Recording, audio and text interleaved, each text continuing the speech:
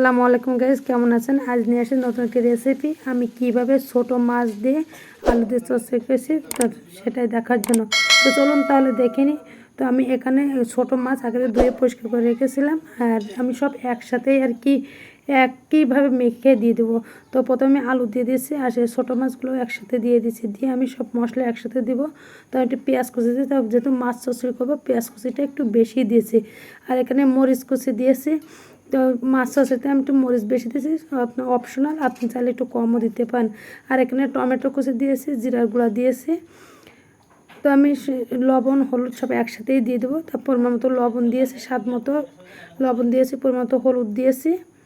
দিয়ে আমি এখন তেলটা দিয়ে দেবো। তো তেল দিয়ে আমি ভালো করে মেখে নেবো এটা। তো আমি এটা খুন্তি দিয়ে মেখে নিয়েছি, চাইলে আপনি হাত দিয়েও কিন্তু এটা মাখাতে পারেন। আর এই মাছ চচ্চড়িটা খেতে কিন্তু খুবই ভালো লাগে, আর এটা কিন্তু কম বেশি সবাই খুবই পছন্দ করে। তো আমি একেবারে মাছটা কিন্তু ভাজি করে নিই, একেবারে কাঁচা মাছটাই কিন্তু এইভাবে রান্না করছি, আর এটা খেতে কিন্তু বেশি ভালো লাগে।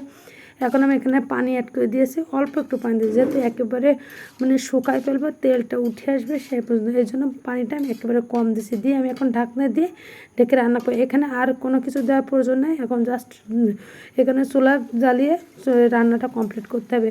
তো দেখতে পাচ্ছেন আমি একটু নেড়ে দিয়েছি, পানিটা কিন্তু অনেকটা কমিয়ে এসেছে, একেবারে শুকিয়ে ফেলবো। তো আমি আবারও 5 মিনিটের জন্য ঢাকনা দিয়ে ঢেকে রাখবো। তো ফিরে আসছি 5 মিনিট পর। তো দেখতে পাচ্ছেন পানিটা কিন্তু আমার শুকিয়ে গিয়েছে, আর আমার রান্নাটাও কিন্তু কমপ্লিট হয়েছে। দেখে কিন্তু একেবারে লোভনীয় লাগছে, খেতেও কিন্তু খুবই টেস্টি।